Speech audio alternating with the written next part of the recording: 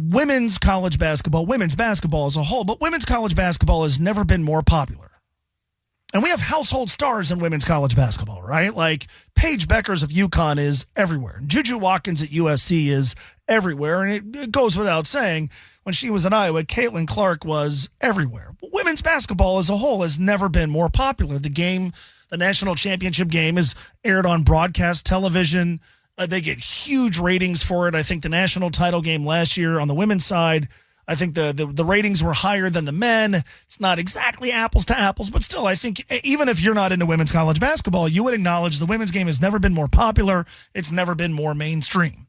What's interesting about that is in women's college basketball in the NCAA tournament, there are never Cinderellas. Never. The last 7 Final Fours, there hasn't been a team seeded lower than third. 19 of those teams have been seeded first. It's like 19 ones, 5 twos, and 4 threes.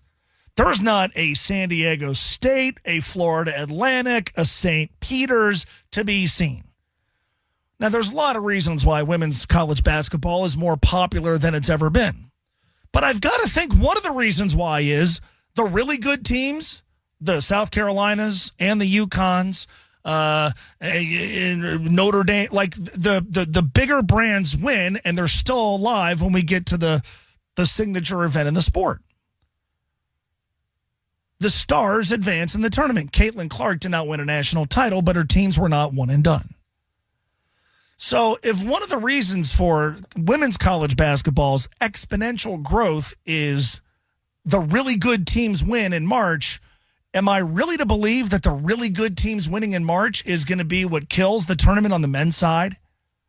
Now, some are going to argue, well, it's NIL is widening the gap between the haves and have-nots, and there's certainly some validity to that. There have always been haves and have-nots in the men's side of the NCAA tournament, and we've had upsets in recent years. I think what you're getting this weekend is a bit of an anomaly, a bit of an aberration. And by the way, in this tournament, Colorado State did still play and came this close to winning last night. You may argue they should have won based on your view of how traveling should be called. And Drake played in the second round of this tournament. And again, it was a little bit more chalky than some. McNeese was blowing out. Clemson made the second round. You have larger conferences, and you also have a lot of like stars from schools in the American and in Conference USA that jump up to the next level and play in the Big Ten or play in the Big 12 or play in the SEC.